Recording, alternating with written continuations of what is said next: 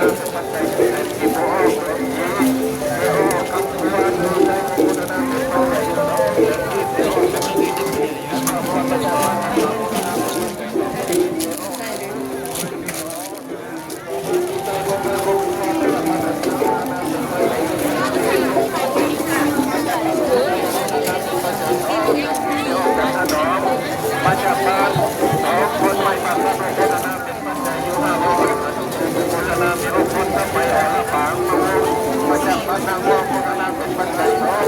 เจ้าคำปล่อยออกจากโนโมทนาเป็นปัจจัยสองเศรษฐีพอออกเพื่อนแก้วอักพรโนโมทนาเป็นปัจจัยสองเศรษฐีสันโนโมทนาเป็นออกลักษณะโนโมทนาเป็นปัจจัยห้าสิบปัจจัยเป็นออกลักษณะพอจึงมาละโนโมทนาเป็นปัจจัยเศรษฐีแก้วออกปัจจัยนางวัวมาจากปัจเจโนโนโมทนาเป็นปัจจัยเศรษฐีแก้วออก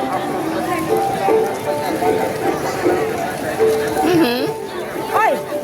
ใส่แล้วเหรอวะไปพ่อก่อน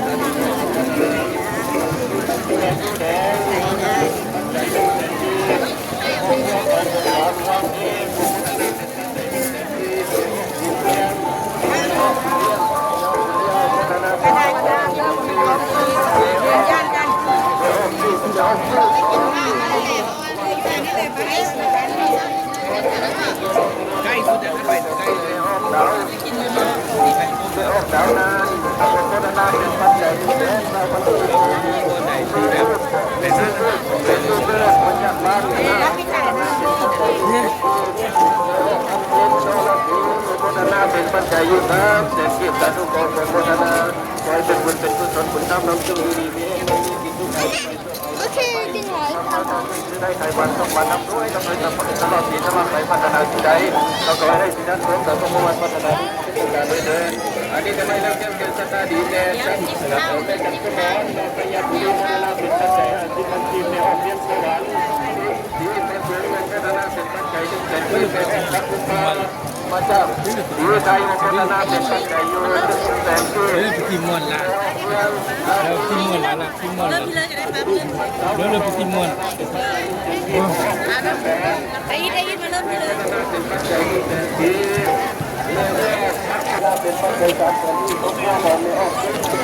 เจ้าพิธีตักบาตรถวายสังฆทาน บุญพระธาตุหลวงเวียงจันทร์บุญประเพณีของเราพี่น้อง